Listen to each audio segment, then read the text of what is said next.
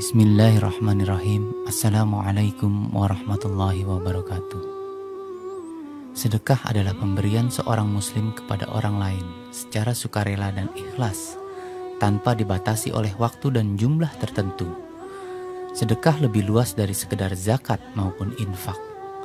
Karena sedekah tidak hanya berarti mengeluarkan atau menyumbangkan harta, namun sedekah mencakup segala amal atau perbuatan baik. Dalam sebuah hadis digambarkan, memberikan senyuman kepada saudaramu adalah sedekah. Berikut kisah manfaat bersedekah. Seorang ibu sedang dirawat di ICU. Beberapa hari kemudian, dokter berterus terang kepada pemuda anak dari ibu tersebut. Keadaan ibumu tiada harapan sembuh dan khawatir meninggal dunia tiba-tiba. Pemuda itu pun bersedih meninggalkan rumah sakit dengan air mata dan muka tampak lemas mengenang sakit ibunya. Beberapa hari setelah informasi yang diberikan dokter kepada pemuda tersebut, ia ingin kembali lagi ke rumah sakit.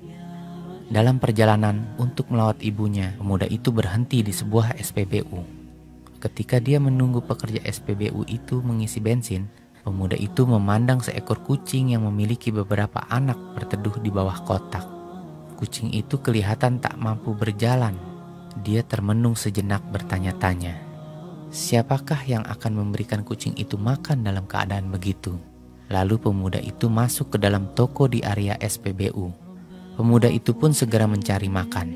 Lalu dibelinya tuna. Dibukanya tuna itu untuk diberikan kepada kucing tadi. Lalu pemuda itu pun meneruskan perjalanannya ke rumah sakit. Tatkala masuk ke ruangan ICU, alangkah terperanjatnya. Ibunya tiada di ruang ICU itu. Pemuda itu pun kaget, sehingga terjatuhlah benda yang dipegangnya. Dia bergegas lari untuk bertanya kepada perawat yang sedang bertugas. "Di mana ibuku?" Perawat itu pun berkata, "Ibumu sudah berangsur pulih dan kami pindahkan ke kamar biasa." Pemuda itu pun terus mendapatkan ibunya. Maka ia menjumpai ibunya dalam keadaan sudah sadar dari komanya. Dia bersalaman dan mencium ibunya sambil bertanya, "Apa yang terjadi?"